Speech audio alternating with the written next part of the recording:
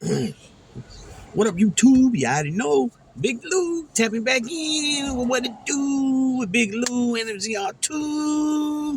Baby. Bye. So look, check it out.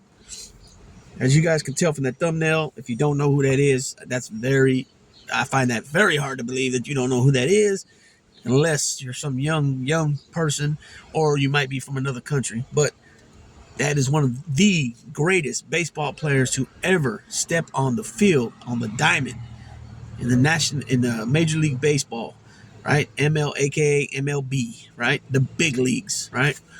Um, Willie Mays, the Say Hey Kid, Willie Mays, right? From Alabama. Uh, this guy was extraordinary. He was a dominant force in the majors in the 50s and 60s. If you guys don't know, San Francisco Giants used to be the New York Giants, and they played out of the Polo Grounds. As well, the Dodgers used to be the Brooklyn Dodgers. They moved out west as well. A lot of teams moved out west, and all the major league and all the major sports. Some of the greatest teams ever. Like the Warriors came from Philadelphia before they came to California. The Lakers came from Minneapolis before they went to L.A. The Oakland A's were in Philly, then they moved to Kansas City, then they came to Oakland. There's so many teams. The Rams were Cleveland Rams, then they moved to L.A. Right. So you got the San Diego Clippers, and they moved to L.A. That was still the West Coast, but there's a lot of teams that moved. And there's some teams that became another team, you know what I'm saying? But Willie Mays was a dominant force. He came out in 1952, same year that Mickey Mantle came out. So it was always a comparison between the two. Who's a better baseball player, Mickey Mantle or Willie Mays? Luckily, they came out the same season, 1952. What I find ironic, and it's kind of, I don't understand why, is that if you compare the 1952 Bowman card, Mickey Mantle, compared to the 1952 Willie Mays Bowman card, Mickey Mantle's card is worth way more, which I don't get why. You know what I'm saying? I don't understand why it's way more. I mean, you're talking about, if you look at their numbers, Willie Mays did play longer. Some of the numbers, Mickey Mantle looks better, and some of the numbers, Willie Mays looks better. It just depends on, basically, too, it just depends on who you like more personally, I guess, I would say. But Mickey Mantle was a definite force, too. But Willie Mays had 124 more home runs than he did, but he also played more seasons, right? But one of the things against Willie Mays was that once they moved to San Francisco, if anybody knows about San Francisco, it's very windy. And I went to one or two San Francisco Giant games, and a lot of times I'm thinking the way they make contact with the ball's going out the park for a home run.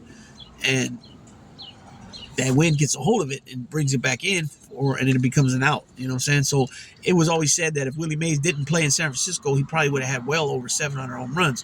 Another thing, Willie Mays went to the Korean War, and so he missed a good 2 seasons there. You know what I'm saying? I know in 52 he did struggle a little bit before he caught on. So I don't know if those 2 seasons when he went to Korea, how well, what kind of stats he would have put up. But then he also went to war. I mean, excuse me, he already said that. He also was in the Negro Leagues. So he had some stats over there. So I don't know where he's at now, if they combine his Negro League stats with his Major League Baseball stats, because that's what they're going to do. I don't know if he had 40 home runs over there in the Negro Leagues to combine it with the 660 he had in the Major League Baseball. That would add out to 700 home runs. There's only 3 guys that have over 4 guys that have over 700 home runs in the majors. Barry Bonds has 755. Or excuse me, 762. Henry Aaron has 755. Hank Aaron. Babe Ruth has 714. And then recently, Albert Pujols passed 700. But I think he's hung it up now. He retired. So you only got 4 guys in the history of Major League Baseball that hit 700 home runs. So if Willie Mays hit 40 home runs while he was in the Negro Leagues, that would put him at 700. And they're adding the stats together now. I did a video on it a couple weeks back. Go check it out if you want. But Willie Mays not only could he hit for power, he hit for average. He also was a hell of a defender. His defense, he's got that legendary catch over his shoulder. You know what I'm saying? That's always been, it's a legendary play. But they say that the throw, because he was deep in center field when he caught that, the throw was, they said, even more like extravagant, because it was just a well placed ball. The way he caught it, his momentum when he turned to make the throw, and he threw it without even a hop. You know what I'm saying? I think he threw it all the way to home plate, if I remember correctly. And so that second half of the play, they said, was greater than the catch, and the catch was great. You know what I'm saying? So Willie Mays is a man. He's a legend. I mean, not only is he a legend, but he's one of those guys. When you talk about who's the greatest baseball player ever, he's right there in the mix of the conversation. There's no doubt about it, right? So he came out in '52, like I said. Mickey Mantle came out the same season. Duke Snyder was already playing. 2 years later, Hank Aaron came out. I think '54, might be '55, but I think it was 1954. Hammer and Hank Aaron came out into the league, and then you had Roberto Clemente. So you had a dominant, when it comes time to put all-star teams together, you got a dominant outfield, right? Even though Mickey Mantle was American League, right? But then back then too, you still had Ted Williams, you still had Stan Musial. You know what I'm saying? These are also great, all-time great baseball players. That people, they can't be uh, duplicated or replicated. You know what I'm saying? These are one of a kind ball players. Even though they were in the same era, they all had their own, distinct skills. You know what I'm saying? And I remember watching. I mean, this is way after, but I watched the recordings of it. My dad used to put it on for me when I go visit, because I was into baseball first. That was my main sport, and I used to watch the home run derby. And Willie Mays would be on there, Hank Aaron would be on there, Mickey Mantle would be on there, Roger Maris, Rocky Colavito. All these guys would be on there, and it was, for me as a little kid, it was like, wow. You know what I'm saying? To see that on TV. And then Willie Mays, like I said, he's a San Francisco Giant great. He's always going to be one of the greats. The Giants had some good players. I got another video coming up on another ball player that passed away, who, in my opinion, is a legend too. Not on the level of Willie Mays, but he's a legend because his play and what he accomplished as a player, but also because where he comes from, and he's only one of 5 people that come from that place that have made the Hall of Fame. And so that's like just bam. You know what I'm saying? That's just like a cherry on top. You know what I'm saying? Basically, and and I'm gonna do a video on that, either the next video or the video after. But Willie Mays, like I said, all-time great Giant. You got, obviously Barry Bonds is there in that conversation. Willie McCovey's there. You know what I'm saying? The Giants had a lot of good players back in the day. Orlando Cepeda. They had the Alou brothers. They had all 3 Alou brothers, Matty, Jesus, and Felipe Alou. They had Juan Marshall. They had a nice dominant force, right? Bobby Thompson was there. So the Giants were, definitely loved, you know what I'm saying? And a great, organization. If you ask me, I might be a little biased because, where they're from or where they play now, where I'm from, but my main team is the A's, always been the A's. But, if the Giants are there, I'm rooting for the Giants. You know what I'm saying? It's not the same when it comes to football. I don't root for the 49ers. But if they're there in the Super Bowl, especially if they're playing somebody like the Chiefs or the Broncos or somebody like that, I'm more for the Niners. But I won't be like, yeah. I won't be like that. But Willie Mays, I want to tell a little bit about Willie Mays. He was born in, like I said, Alabama. His name is William Howard Mays, right? Or Willie Howard Mays, excuse me. He was born in 1931, May 6th, and he just passed away June 18th, 2024. Like I said, his nickname is to say, hey, kid, right? And like I already mentioned, he played 23 seasons. I think Mickey Mantle played like 18 seasons. He passed away right here, not too far from here, about an hour from here in Palo Alto. He was born in Westfield, Alabama, like I mentioned. When he played in the Negro Leagues, he played for the Birmingham Black Barons. And he also played in Puerto Rico. He was on the Santurce team. I believe Roberto Clemente was there too. You know what I mean? So he finished his last appearance was with the Mets, which a lot of people was like, what the heck? Because they're used to seeing him in the Giants uniform, right? So he finished his all-time batting average is 300. Um, he finished with 3,293 hits, 660 home runs. That in itself, right there, is a big accomplishment. There's only a few players that have 600 home runs or more and 3,000 hits or more, right? He's got almost 2,000 runs batted in, stolen 339 bases. Like I said, he played for the Birmingham Black Barons in 1948. He played with the New York / San Francisco Giants 51, 52, and then 54 to 72. So he played one season away from the Giants when he played with the Mets. And that was 72, 73 season when he played with the Mets. He's a 24-time All-Star. That means he made the All-Star team every freaking year. Nobody's done that in any sport. LeBron is close. He's got 20 or 21 All-Star appearances. He's made the All-Star also every year. Kareem had 19 out of 20 All-Star game appearances. But this is 24. LeBron could catch it. I don't know if he will. I mean, he's still playing at a high level at 40 years old, really high level. He's got one World Series championship he won in 1954. He's a two-time MVP in the National League in 54 and 65. So more than a decade later, he won a second MVP. But like I said, you guys got to keep in mind, you had Roberto Clemente back then. You had Hank Aaron back then. You had Duke Snider. You had Stan Musial. You had who else was back then in the National League? There's a lot of guys, man. Let's see if I can remember anybody else. You had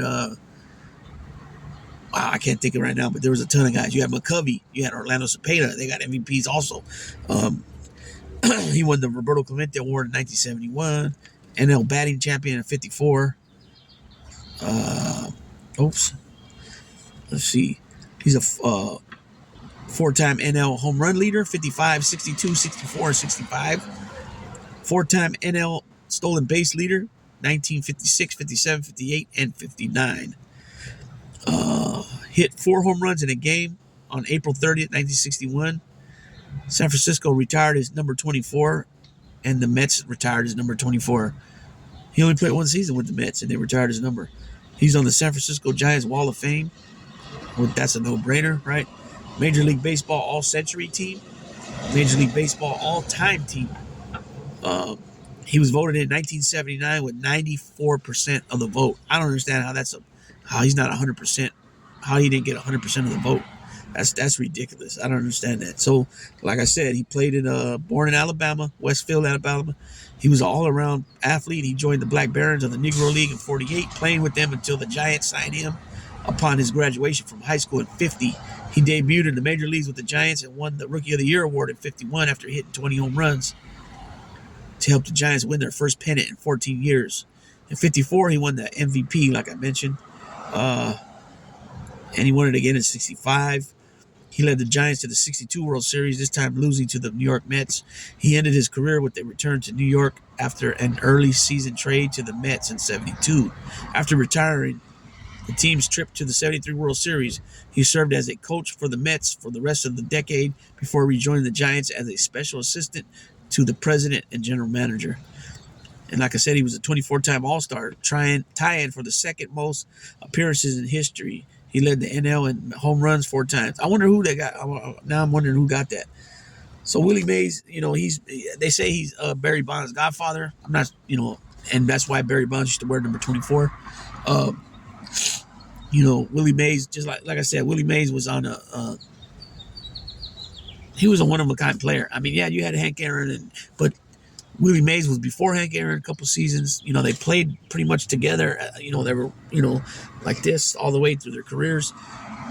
There's a lot of pictures of Hank Aaron, Roberto Clemente, Willie Mays, Duke Snider, where they're in pictures together at like all-star games. The National League outfielders were dominant then. They had a lot of guys.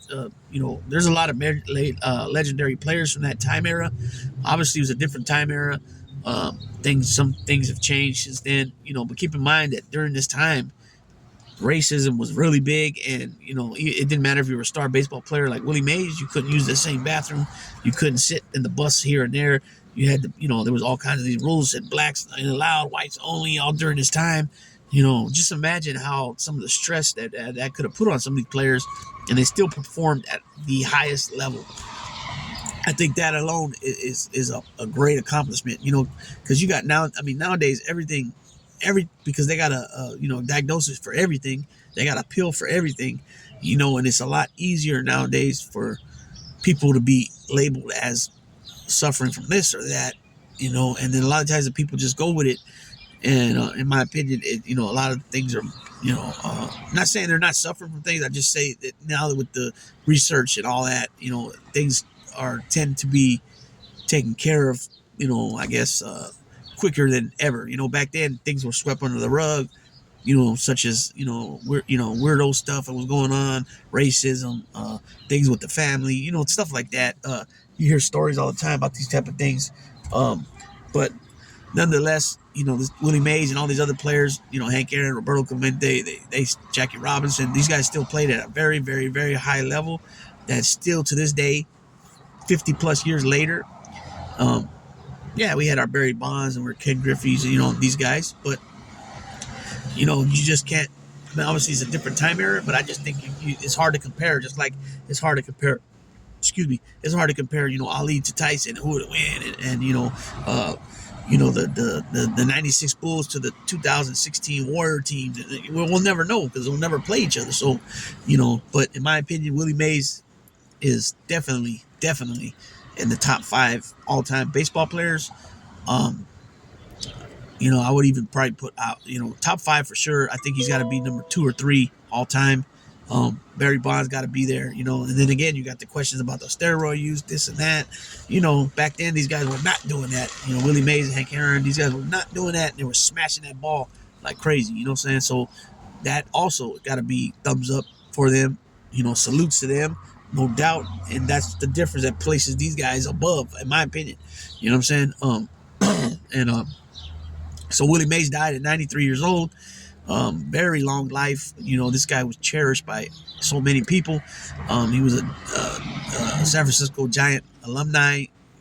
Obviously he's on the Walk of Fame, like I said. A legend, no doubt about it. You know what I'm saying? But on top of being a legend, superstar player, he's one of the best to do it all time. Like I said earlier, he's part of the all-century team. If you guys don't know what century means, that means 100. So in the last 100 years, he is on that team, right? And he's also on the all-time team period of baseball. What does that tell you? You know what I'm saying? This guy was great. You know what I'm saying? And his defense on top of his power hitting and his hitting for average, you know what I'm saying? He could steal bases. They stopped using him like that after a while. Because people don't understand when you do things like that, you got some more chance of getting injuries. And back then the medical was a lot different than now. Like I said earlier, they have everything for everything now. They got all the machinery, the technology is all, tells you everything. Back then it was more, the old school doctor being a doctor, you know what I'm saying? And so Willie Mays, obviously capitalized on his profession, and he did it very well at a very, very high tech level. And it's sad to say that he passed, but he lived a long life, almost a century, almost 100 years old, close to it, 7 years shy, 6.5 years shy of 100 years old. So you can't say that he was taken early, because he was not. He lived a very long life. He did a lot for baseball. He was very loved. And with that being said, Big Lou tapping out, baby.